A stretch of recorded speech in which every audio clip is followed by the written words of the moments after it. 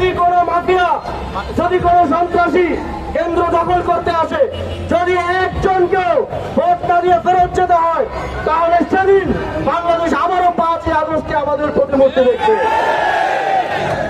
প্রত্যেকটি আসনে, প্রত্যেকটি কেন্দ্রে 11 দলীয় জোটের নেতৃবৃন্দকে, বাংলাদেশের মানুষকে সাথে নিয়ে যেন বাংলাদেশের জনগণ ভোট দিতে পারে, সেটা নিশ্চিত করা আমাদের দায়িত্ব।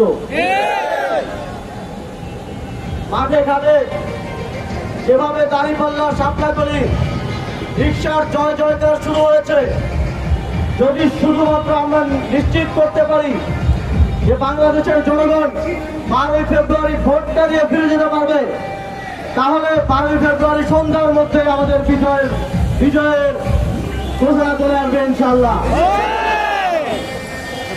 আমরা একটি দলের পক্ষ থেকে দেখেছি যে তারা ঋণ খেলাপি, বিদেশি নাগরিক, চাঁদাবাজ, মাফিয়া, সন্ত্রাসীদেরকে তারা মনোনয়ন দিয়েছে।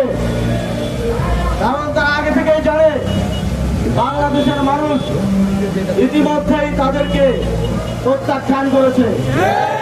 সুতরাং মাফিয়াদেরকে, সন্ত্রাসীদেরকে, চাঁদাবাজদেরকে মনোনয়ন দেওয়ার মাধ্যমে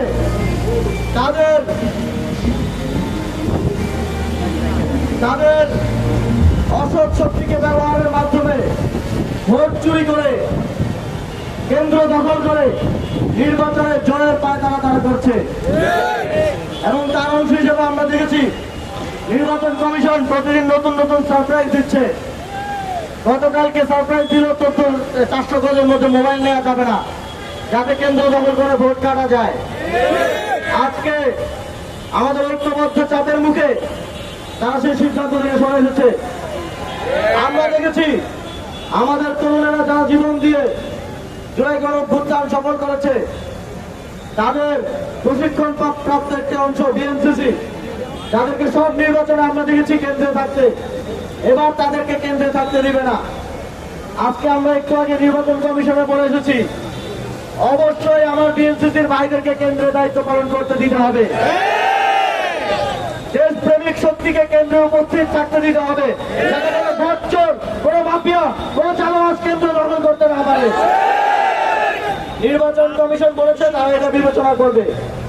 আমরা তাদের কাছে দাবি জানাচ্ছি, জনগণের পক্ষ থেকে দাবি জানাচ্ছি, অবশ্যই বিএনসিসির ভাইদেরকে দায়িত্ব পালন করতে দিতে হবে এবং 11 দলীয় জোটের সকল নেতা কর্মীকে 12 তারিখ প্রস্তুত থাকতে হবে। আপনারা যারা 5ই আগস্ট জীবন দিতে পেরেছেন, তাদের জন্য 12ই ফেব্রুয়ারি জনগণের ভোটাধিকার নিশ্চিত করা কোনো ব্যাপারই না। আপনারা যারা রক্ত দিয়েছেন, আমার ভাইয়েরা হাত হারিয়েছে, পা হারিয়েছে, চোখ হারিয়েছে, কিন্তু বাংলাদেশকে শেখ হাসিনার মাফিয়াতন্ত্র ফ্যাসিবাদ থেকে মুক্ত করেছে।